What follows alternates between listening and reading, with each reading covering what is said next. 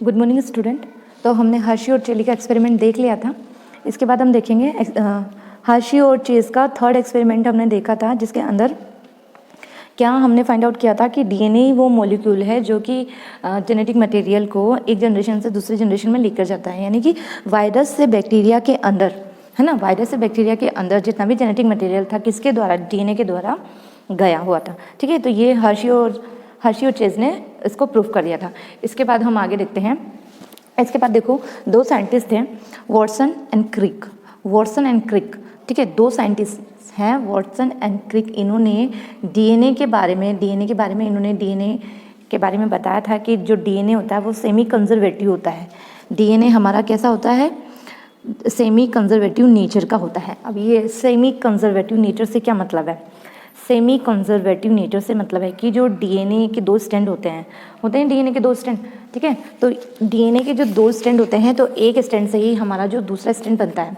जैसे डीएनए के ये दो स्ट्रैंड है, ठीक है, डीएनए के दो स्ट्रैंड है, ये है 1, ये है 2, ठीक है। तो अब ये जो 1 वाला स्ट्रैंड है, ठीक है, ये जो 1 वाला स्ट्रैंड है, ये मतलब इस एक स्ट्रैंड से डीएनए का दूसरा स्ट्रैंड बनेगा, ठीक है। तो ये जो फर्स्ट वाला स्ट्रैंड है एज अ पेरेंटल या पेरेंट की तरह डील करेगा, और इसी से एक नया न्यू स्ट्रैंड सिंथेसाइज्ड होगा, ठीक है। इससे इसका सेकंड, तो इस तरीके से 2 स्ट्रैंड से 4 स्ट्रैंड बन गए, 2 स्ट्रैंड से 4 स्ट्रैंड बन गए ना, ये फर्स्ट वाला और ये है सेकंड वाला। तो इससे इसी के समान एक नया न्यूली स्ट्रैंड सिंथेसाइज होगा। तो ये जो फर्स्ट स्ट्रैंड है, ये एक पेरेंट डीएनए की तरह, है ना, पेरेंट डीएनए स्ट्रैंड की तरह ट्रीट करेगा, ठीक है। तो ये थ्योरी बताई थी, इस थ्योरी के बारे में बताया था हमारे वॉटसन एंड क्रिक ने। वॉटसन एंड क्रिक जो दो साइंटिस्ट हैं, इन्होंने बताया था डीएनए का जो नेचर होता है सेमी कंजर्वेटिव होता है, ठीक है। इन्होंने बता दिया कि डीएनए में जो स्ट्रैंड होते हैं, 2 स्ट्रैंड होते हैं, ठीक है। इसके साथ साथ ये डीएनए का जो रेप्लिकेशन होता है, यानी डीएनए से डीएनए की जब कॉपी बनती है, तो डीएनए का जो एक मॉलिक्यूल होता है, डीएनए का एक मॉलिक्यूल जो होता है वो तो पेरेंटल की तरह ट्रीट करता है, और उसी से जो नया स्ट्रैंड सिंथेसाइज्ड होता है, ठीक है। तो समझ गए आप, है ना, कि 2 स्ट्रैंड है डीएनए के, ये फर्स्ट, ये सेकंड, ठीक है। तो इसी के समान एक नया ये 1 था, ये 1 डैश, ये 1, ये 1 डैश, ठीक है। 2 स्ट्रैंड बन जाएंगे इसी के समान, इससे 2, ये 2 डैश, 2 स्ट्रैंड बन गए। तो इस तरीके से मतलब इन्होंने बताया कि जो डीएनए का नेचर होता है सेमी कंजर्वेटिव नेचर टाइप का होता है, ठीक है। तो ये थ्योरी बताई थी वॉटसन एंड क्रिक ने। फिर इसके ऊपर एक्सपेरिमेंट किया था। ये जो डीएनए की रेप्लिकेटिव सेमी कंजर्वेटिव नेचर होता है, डीएनए का रेप्लिकेटिव सेमी कंजर्वेटिव जो नेचर होता है, इसके बारे में मतलब इसके ऊपर एक्सपेरिमेंट किया था 1958 में। 1958 के अंदर मैथ्यू मेसेल्सन एक साइंटिस्ट, और इनके साथ एक दूसरे साइंटिस्ट थे, दूसरे साइंटिस्ट का क्या नाम था, फ्रैंकलिन एंड स्टेहॉल। दोनों साइंटिस्ट ने मिलकर 1958 में डीएनए की रेप्लिकेटेड सेमी कंजर्वेटिव नेचर को एज अ एक्सपेरिमेंटली प्रूफ किया था, ठीक है। कैसे प्रूफ किया, देखो इन्होंने क्या किया कि एक बैक्टीरिया लिया, ठीक है। कौन सा बैक्टीरिया लिया इन्होंने, यहाँ पे मिटा हुआ है ई कोलाई बैक्टीरिया लिया। बैक्टीरिया है, बैक्टीरिया का क्या नाम है, ई कोलाई, इस्चीमिया कोलाई, एक बैक्टीरिया लिया इन्होंने। इस बैक्टीरिया को इन्होंने एक मीडियम लिया, किसका मीडियम लिया इन्होंने, NH4Cl का, है ना, अमोनियम क्लोराइड का एक सॉल्यूशन लिया, जिसके अंदर इन्होंने ई कोलाई जो बैक्टीरिया था उसको ग्रो करवाया। लेकिन उससे पहले जब अमोनियम क्लोराइड के अंदर जो ये नाइट्रोजन है, तो इन्होंने जो नाइट्रोजन का क्या लिया, आइसोटोप लिया, नाइट्रोजन का आइसोटोप लिया। यानी इन्होंने नाइट्रोजन ली, कौन सी नाइट्रोजन ली, 15N वाली इन्होंने नाइट्रोजन ली, जो कि एक हैवी आइसोटोप है नाइट्रोजन का, ठीक है, एक हैवी आइसोटोप है नाइट्रोजन का। इसके साथ साथ इन्होंने एक तो 1915 लिया था, दूसरा लिया था 1914, 2 आइसोटोप्स लिए इन्होंने, 1915 एंड 1914, 2 आइसोटोप लिए। किन्होंने लिए, मैथ्यू मेसेल्सन एंड फ्रैंकलिन स्टेहॉल ने, 2 साइंटिस्ट थे। इन्होंने मिलकर के डीएनए की रेप्लिकेटेड सेमी कंजर्वेटिव नेचर को प्रूव करने पर एक एक्सपेरिमेंट किया था, ठीक है। एक्सपेरिमेंट लिख लेना आप भी यहाँ से, है ना, अलग सेपरेट टॉपिक है ये। तो इन्होंने एक्सपेरिमेंट किया। एक्सपेरिमेंट में इन्होंने एक बैक्टीरिया लिया, उस बैक्टीरिया का नाम था ई कोलाई बैक्टीरिया, ठीक है, 1958 के अंदर किया था, मेसेल्सन एंड स्टेहोल ने मिलकर किया था। और इन्होंने क्या किया, ये जो ई कोलाई जो बैक्टीरिया था इसको एक मीडियम में ग्रो कराया, ठीक है, एक मीडियम में ग्रो कराया। उस मीडियम में जो सॉल्यूशन था वो था NH4Cl, है ना, अमोनियम क्लोराइड का सॉल्यूशन था। तो उसके अंदर जो नाइट्रोजन थी उस नाइट्रोजन का इन्होंने आइसोटोप लिया, है ना, इन्होंने एक तो आइसोटोप लिया 15N, दूसरा लिया 14N, ठीक है। तो जो N15 होता है ना, जो 15N होता है वो हैवी आइसोटोप है नाइट्रोजन का, ठीक है, वो हैवी आइसोटोप है नाइट्रोजन का, ठीक है। तो इन्होंने क्या किया कि बहुत समय तक, मतलब बहुत सारी जनरेशन को देखा इन्होंने, बहुत सारी जनरेशन को देखा, ई कोलाई की बहुत सारी जनरेशन को ग्रो करवाया इन्होंने। N15 के मतलब NH4Cl का जो सॉल्यूशन लिया, उस सॉल्यूशन के अंदर N15 आइसोटोप वाली नाइट्रोजन ली, है ना, उस सॉल्यूशन के अंदर ई कोलाई जो बैक्टीरिया था उसको मतलब बहुत सारी जनरेशन को ग्रो करवाया, ठीक है, ग्रो करवाया। तो इन्होंने क्या पाया कि इन्होंने पाया कि जो DNA का जो नया स्ट्रैंड जो बनता है, न्यूली जो स्ट्रैंड सिंथेसाइज होता है ना, तो उसमें क्या होता है, N15 वाला ही नया स्ट्रैंड होता है ना। मतलब कहने का मतलब ये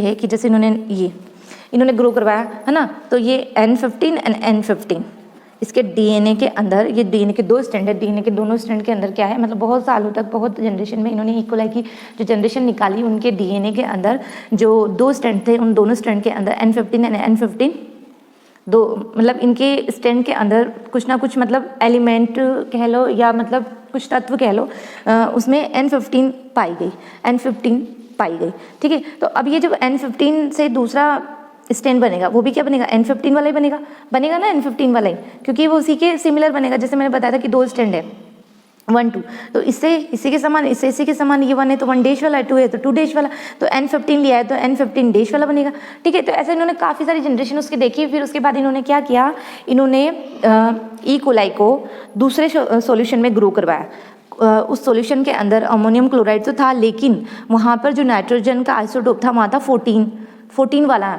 14 नाइट्रोजन का आइसोटोप रखा गया, जो कि N14 क्या होता है, मतलब ये कॉमन है, मतलब है ना, जबकि N15 क्या बहुत हैवी आइसोटोप है, ये मतलब बहुत हैवी आइसोटोप है, मतलब ये, है ना। तो इन्होंने क्या पाया, इन्होंने पाया कि देखो ये जो इसका DNA था, DNA के 2 स्ट्रैंड है, इसके 2 स्ट्रैंड है, ये है ना, N14 वाला जो सॉल्यूशन था जिसके अंदर N14 वाला आइसोटोप था, उसके 2 स्ट्रैंड, ये वाला भी N14 है। तो इससे अभी जो नया जो ये बना, न्यू जो स्ट्रैंड बना, वो न्यू स्ट्रैंड कौन सा बनेगा भाई, वो न्यू स्ट्रैंड बना N15 का, ठीक है, वो न्यू स्ट्रैंड बना कौन सा, N15 का, क्योंकि काफ़ी सालों से ये क्या था, N15 आइसोटोप के सॉल्यूशन में ग्रो कर रहा था, ठीक है। तो इस तरीके से DNA का रेप्लिकेशन हुआ। तो इस रेप्लिकेशन में जो समय लगा वो लगा 20 मिनट का, ठीक है, 20 मिनट का इसमें समय लगा, क्योंकि ये किसका, और ये जो समय ना ये कम ज़्यादा नहीं होगा, ये फिक्स है समय। ये DNA के रेप्लिकेशन में देखो कितना समय लगा, 20 मिनट का। और ये बैक्टीरिया के अंदर रेप्लिकेशन हम देख रहे हैं, ई कोलाई, इश्चीमिया कोलाई एक बैक्टीरिया, उसके अंदर DNA का रेप्लिकेशन हुआ 20 मिनट्स के अंदर, ठीक है। तो DNA के मतलब न्यू स्ट्रैंड बन गए। देखो ये क्या, फर्स्ट जनरेशन आई DNA की, ये मतलब ई कोलाई की फर्स्ट जनरेशन आई, है ना, फर्स्ट जनरेशन आई। यहाँ पे क्या था, अभी आपने देखा ना, ये 2 स्ट्रैंड थे DNA के, कितने स्ट्रैंड थे, ये 2 स्ट्रैंड थे DNA के। तो वहाँ इससे मतलब क्या बना, ये था N14 और ये था N14। तो इससे देखो क्या बना, इससे नया एक स्ट्रैंड तो N15 का बन गया, इससे एक N15 का बन गया, ठीक है। और ये जो फर्स्ट जनरेशन आने में कितना समय लगा, 20 मिनट का, ठीक है। इसके बाद देखो फिर इससे एक स्ट्रैंड से 2 स्ट्रैंड बन गए, एक स्ट्रैंड से 2 स्ट्रैंड बन गए, एक से 2 DNA बन गए, एक DNA से 2 DNA, अभी 2 DNA से 4 DNA बन जाएंगे अगले 20 मिनट में। तो देखो क्या क्या मिला, देखो हमको एक तो इससे देखो, एक तो हमें मिला N15 N14 एंड N15, है ना, इसके 2 स्ट्रैंड मिले, है ना। अभी जो N14 और 15 जो दोनों की सिमिलर नहीं है, ये क्या है, हाइब्रिड या इंटरमीडिएटेड चेन बोलेंगे इसको, हाइब्रिड या इंटरमीडिएटेड चेन इसको बोलेंगे। और ये जो 14 वाली सिमिलर है, इसको बोलेंगे लाइट चेन, क्योंकि ये N14 वाला जो आइसोटोप था ये मतलब नॉर्मल था, जबकि N15 वाला जो N15 जो था वो क्या था, वो तो हैवी आइसोटोप था, बहुत हैवी आइसोटोप था। तो कहने का मतलब ये है कि ये जो N15 और N15 जो है, इसकी ये जो ना हैवी चेन, ये क्या है, एक हैवी चेन है, ये हैवी चेन। तो इसके कितने होंगे, मतलब कितने नंबर ऑफ चेन बनेंगी इसकी बनेगी नंबर ऑफ चेन 0, एक भी जैसे चेन नहीं बनेगी। और ये जो N14 N15 जो ये चेन बनी, इसको बोलेंगे हाइब्रिड या इंटरमीडिएटेड चेन, हाइब्रिड या इंटरमीडिएटेड चेन। तो इसकी संख्या कितनी होगी, इसकी संख्या होगी यानी इसकी कितनी चेन बनेगी 2, कितनी चेन बनेगी इसकी 2, ठीक है। और ये जो 14 वाली बनी, ये इसको बोलेंगे लाइट चेन, इसको बोलेंगे लाइट चेन, ठीक है। तो इस तरीके से ये एक्सपेरिमेंट किया था मेसेल्सन एंड स्टेहॉल ने, ठीक है। तो इनके एक्सपेरिमेंट में इन्होंने नाइट्रोजन के आइसोटोप का यूज़ किया था। ई कोलाई बैक्टीरिया लिया, ई कोलाई बैक्टीरिया को एक मीडियम में इन्होंने ग्रो करवाया, है ना। ग्रो करवा के इन्होंने मतलब बहुत सारी इसकी जनरेशन निकाली। तो इन्होंने देखा कि जो N15 वाला जो आइसोटोप है, उससे जो नया मतलब उसी के समान उसका नया जो सिंथेसाइज DNA होना चाहिए, वो मतलब वो जो N15 से जो नया न्यू सिंथेसाइज DNA बना, वो क्या था, इनकॉर्पोरेटेड, क्या था वो, इनकॉर्पोरेटेड DNA था, मतलब, ठीक है। तो इसलिए इन्होंने क्या किया कि तो इस तरीके से इनके ऊपर क्या आता है, मतलब लाइट चेन निकालने का एक फॉर्मूला होता है। ये जो लाइट चेन आई ना N14 वाली, है ना, तो मतलब जैसे एक जनरेशन से ज़्यादा होगी, दूसरी या तीसरी या चौथी जनरेशन के अंदर आपसे पूछ सकते हैं कि लाइट चेन की संख्या कितनी होगी, तो वहाँ पे एक फॉर्मूला लगाना पड़ेगा आपको 2n -2। तो ये n से मतलब क्या है यहाँ पर n से मतलब है नंबर ऑफ जनरेशन, यहाँ n से मतलब है नंबर ऑफ जनरेशन, ठीक है। तो ये फॉर्मूला आपको याद रखना है, ठीक है। अब जैसे यहाँ पे देखो आप, जैसे इसकी सेकंड जनरेशन थी, ये है ना, सेकंड जनरेशन थी, तो यहाँ पे हैवी चेन तो 0, हैवी चेन हमेशा दूसरी हो, तीसरी हो, चौथी जनरेशन हो, कितनी भी हो, तो वहाँ पे हैवी चेन जो होगी वो कितनी होगी 0, है ना, एक भी चेन उसकी नहीं बनेगी। और जैसे ये पूछा जाएगा कि हाइब्रिड या इंटरमीडिएट चेन कितनी बनी, है ना, कितने नंबर ऑफ हाइब्रिड चेन है, तो इसकी संख्या हमेशा 2 होगी, हमेशा 2 होगी। फिर हमको निकालना क्या है, लाइट चेन निकालनी है हमको, तो हम फॉर्मूला लगाएंगे 2n -2, 2n -2। तो n से मतलब है नंबर ऑफ जनरेशन, तो यहाँ पे कितनी जनरेशन है, सेकेंड जनरेशन है, तो 2 -2 4 -2 = 2। तो कितनी लाइट चेन बनी, कितनी लाइट चेन बनी 2। इस तरीके से आपको निकालना। देखो अभी इस पर न्यूमेरिकल देखते हैं। जैसे कि ये क्वेश्चन दिया हुआ है अपने NCERT का, ये क्वेश्चन है बुक का, कि if E coli was the grow for 18 minute then what would be the proof of light and hybrid distinct DNA molecules, ठीक है। तो आपको क्या निकालना है, आपको ई कोलाई बैक्टीरिया दिया हुआ है जिसने 80 मिनट तक मतलब क्या किया है, DNA का रेप्लिकेशन हुआ है 80 मिनट तक।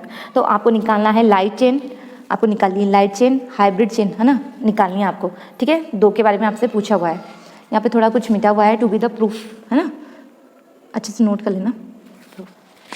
तो देखो कैसे निकालेंगे हम। सबसे पहले तो हमें ये पता नहीं कि जनरेशन कितनी हुई, मतलब कितनी जनरेशन 80 मिनट के अंदर इन्होंने कितनी जनरेशन को कवर किया। तो देखो सबसे पहले तो एक जनरेशन में कितना टाइम लगा था, 20 मिनट का समय लगा था, ठीक है।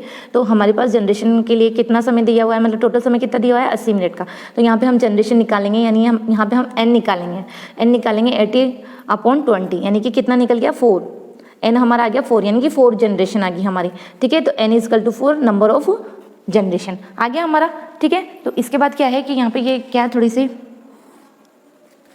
ये ज़्यादा ही स्पेस हो गया, यहाँ पे आपको निकालना है, मतलब ये गैप नहीं है, total number of light chain, ठीक है, लाइट चेन डेंसिटीज, ठीक है।